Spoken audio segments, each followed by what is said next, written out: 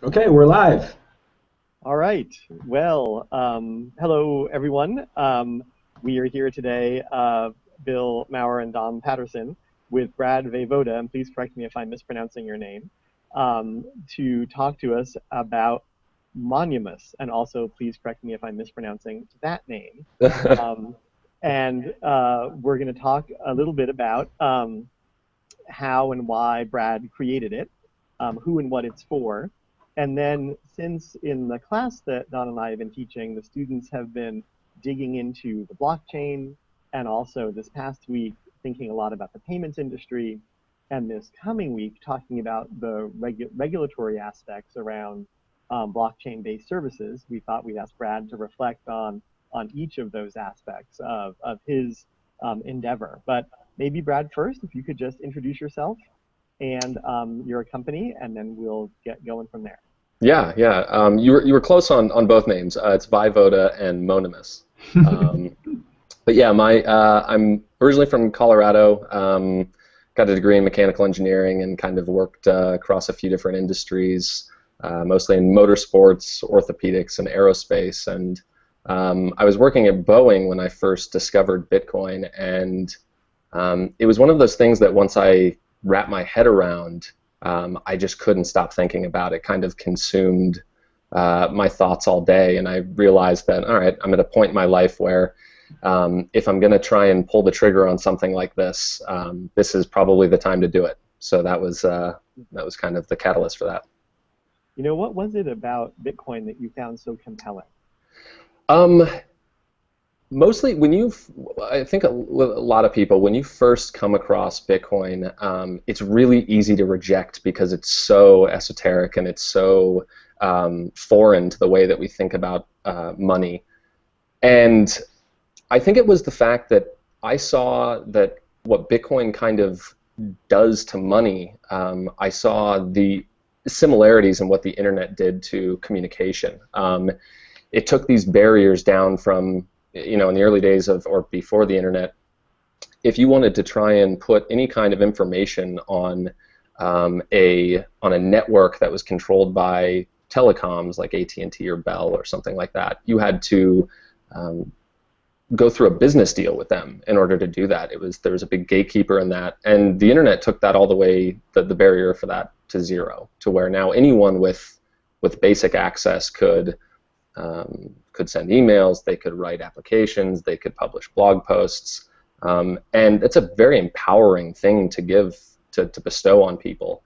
And money is still in that old paradigm where you have, if you want to use a financial rail, you have to either implicitly or explicitly deal with a bank. You can either deal with PayPal, which underlying PayPal is a bank and all that, or you can actually deal with a bank.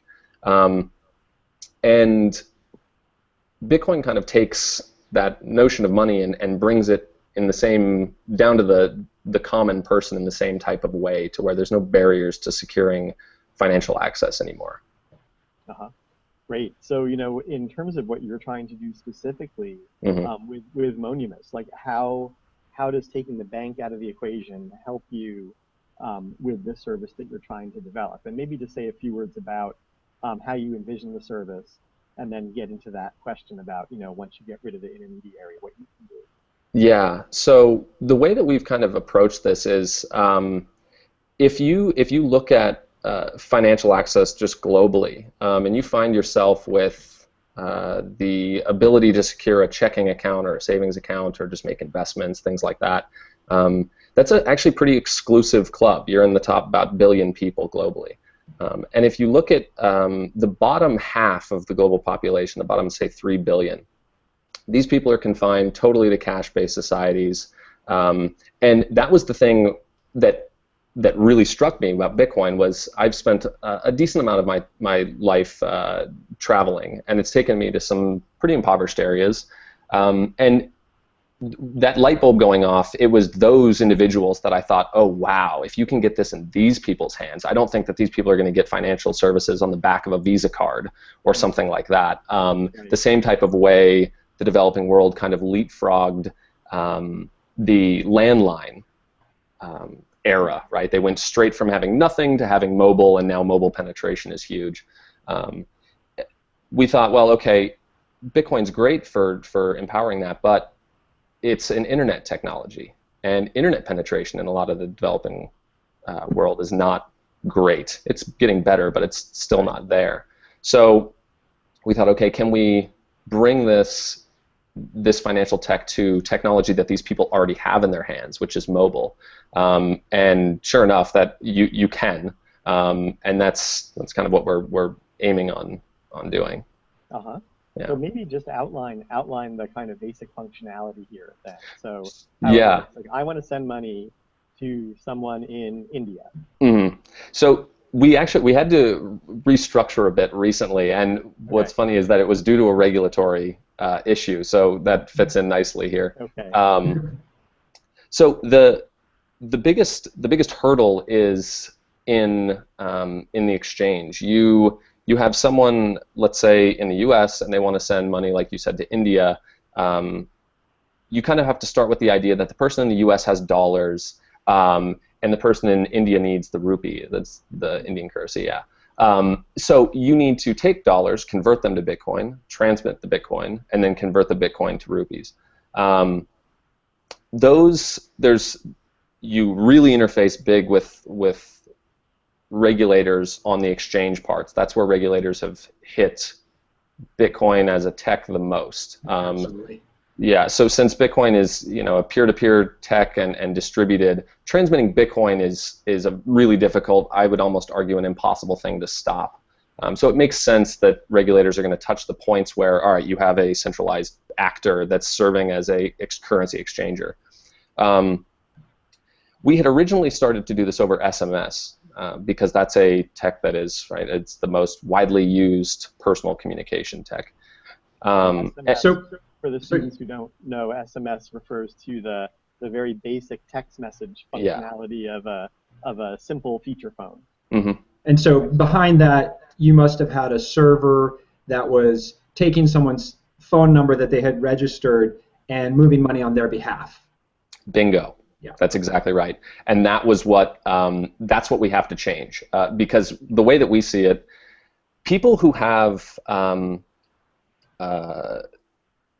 the requirements that the regulators put out in as far as information that you have to collect on your customers when you act in that way, if people either have access to that information, if you're talking much of the developing world, they might not know what their national ID number is. There isn't good record-keeping practices there. And for a lot of those people, while they might not live close to a bank, they technically could still secure a bank account if they had all that information at their disposal and were trusting enough of an institution to do that. And we didn't want to have to keep that type of information. I don't think that it's something that should be necessary to take from people. We allow people to communicate freely without taking too much information about them. I think that if we really want to embrace openness and open access, then I think money is probably the next thing after information that needs to be unrestricted. So, as you mentioned, we had to, when you're doing this over SMS, a feature phone is not a computer in the way that we think of it. You can't generate a private key and store a private key on a device like that. So once we met with the legal team that we were working with, and they said, yeah, the way that this is actually structured to work, you would have to collect a bunch of information from people and then verify that it was indeed correct. It can't just be user generated.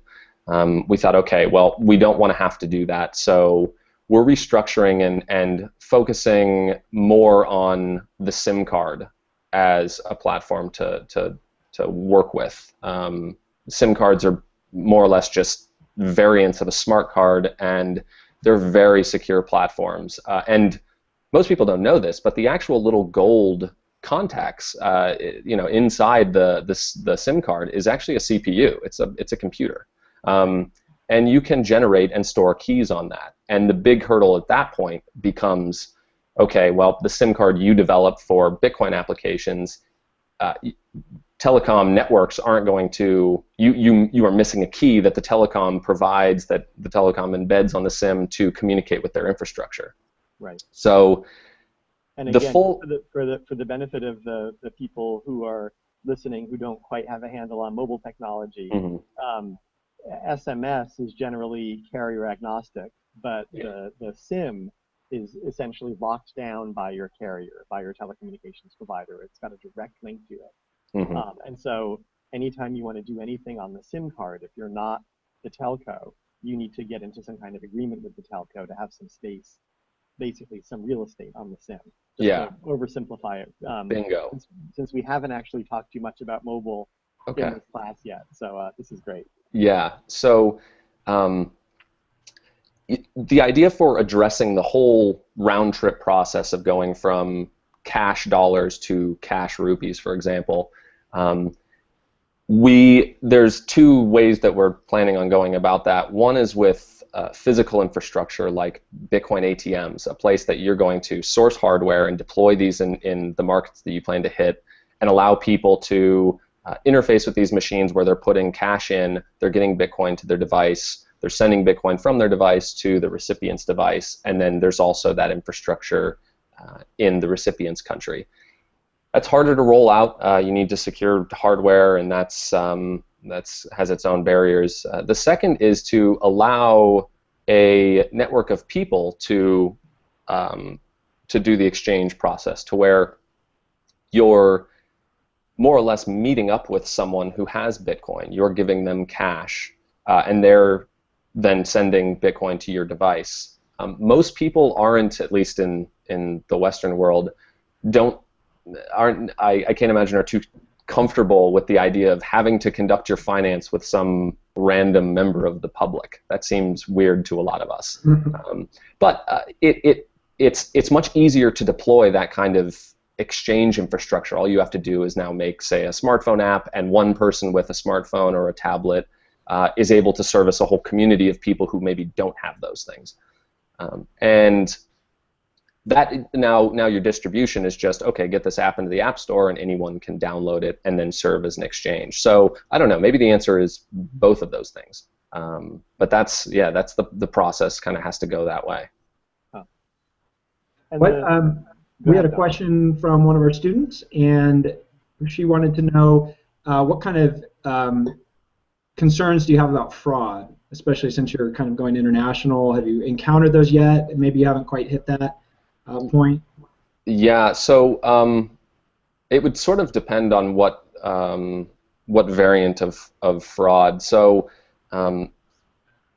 Bitcoin, if you're talking fraud within the core Bitcoin protocol, that really hasn't been seen yet.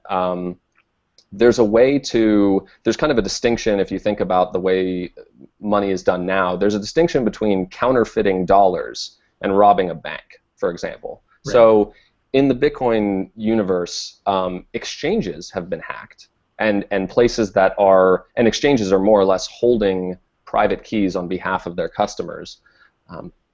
If you have this kind of central treasure trove of private keys and customer information and all that stuff, that's a target now for hackers. But in the system that we're devising, each customer is holding their own key, and the transaction message generation and also the signing of the key are done locally on the device. So as long as someone has their SIM card that we create, they're in full and they're the only person in access of their funds. And once you have a signed Bitcoin transaction, you can transmit that over any medium you want. It doesn't need a secure medium. You can do it over SMS or shortwave radio or anything like that.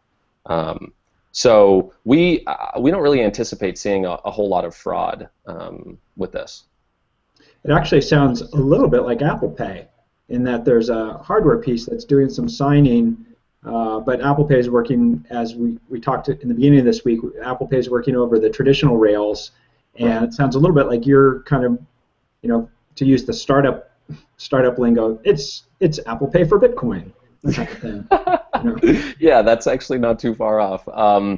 There's a guy, Balaji Srinivasan, who's the CEO of a company called 21, which I think they're the best funded yeah, I think the highest funded company in Bitcoin right now. He made a really good analogy about how Apple Pay plays into Bitcoin, in that you kind of have two ways of thought of doing. His example was television. You can either take television and branch it in two directions. One is to HD TV, which is doing what we've been doing with television, just better, higher definition and all that. And that's a very reasonable way of doing things. Or you can branch television in the direction of the internet, which is not as good as HGTV at first, right? It's lower quality, there's more buffering, all that stuff. But it can turn into something that is an entirely different kind of industry than HDTV is. And we kind of see Bitcoin as something similar, where Apple Pay is more of maybe the HDTV variant of money or payments, and Bitcoin is sort of the internet version of that, where it's just you're going to create something that has never been seen before. Can I ask a question, just because, in the time that you've been working on this, there's been a kind of a trajectory that you've had to follow, partly driven by the regulation.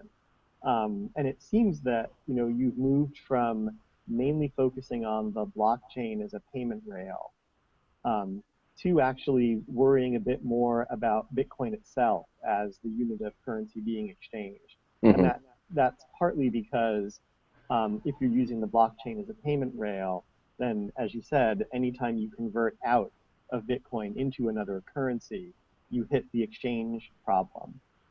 And then are subject to the regulatory requirements that a money transmitter is subjected to, and you need to provide the know your customer information on all your clients. So is that a fair characterization of what's happened here?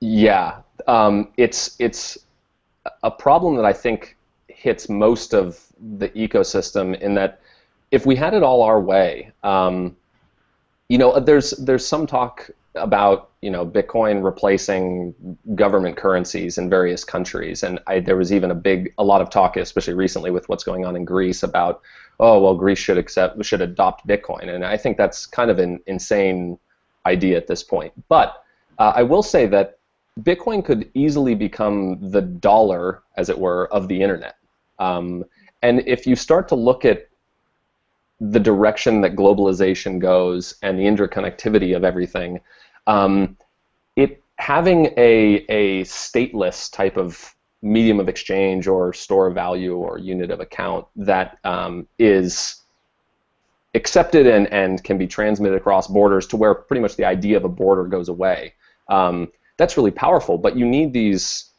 closed loops. You need it to where, okay, I can go and buy Xbox points from Microsoft with Bitcoin. But what Microsoft is doing is they're accepting Bitcoin as payment, but they're turning right around and selling that Bitcoin for dollars. Right. And if you can make it to where you close the loop to where when you buy Microsoft points from Microsoft and they take your Bitcoin, well, Microsoft can perhaps use that Bitcoin to pay their vendors. And if you can make it to where people aren't needing to cash it out because it's adopted widely enough that okay, well, I see you accepted Bitcoin from this person and I need to pay you, and I see that you also maybe accept Bitcoin from your customers, well, can I just pay you for whatever service or product I need? And this is at an enterprise kind of level. That starts to get really compelling, because, like you said, when you remove the need to exchange, arguably the biggest hurdle in Bitcoin just goes away. And now you're talking about something that is truly frictionless and really, really compelling. Yeah, and just to underscore, it's the biggest regulatory hurdle, right? Yes. Yeah. Absolutely. Just trying to set the students up, because they're they're going to be diving into the regulatory issues this week. Brad, have you? Does anyone else? Go ahead. Yeah, we had another question. They were kind of interested in regionally where you were focusing, and why you picked that region. What's compelling about that? I mean, you said you traveled a little bit. Was it specifically one of those places that you'd been, or? So actually, it wasn't. Where we're focusing right now is, I'll touch on the use case that we're focusing on first, which is remittances. And if people aren't really sure of what a remittance is, it's more or less an international money transfer between a migrant worker and their family or community back home. And that industry globally is insanely huge. It's 600 billion, and for a lot of these people, especially if they're sending money back to rural areas, their only real options for doing that are Western Union or MoneyGram, and those companies enjoy huge profits at the expense of some of the poorest people on the planet. The average cost for sending money internationally is about 8%, and if you're sending large amounts, if you're sending $10,000, well, your percent fee is actually quite low, but not too many migrant workers are sending figures that high. It's usually $50 or $100, and the smaller the amount you're sending, the higher the fee percentage is. So when we looked at that, we saw that as kind of the highest friction place that lacking financial access hits people. So geographically, we're focusing on the U.S. to Mexico remittances for kind of a few reasons. One, most are logistical. We're in the U.S., so and Mexico is quite close, so travel costs are minimized. Localization costs, getting everything into Spanish. Spanish is probably one of the easiest languages to localize for. And also, the U.S.-Mexico is, I think, the third largest remittance corridor on the planet. Something like 25 billion is sent between the U.S. and Mexico every year. So it felt like a really a good place to focus on.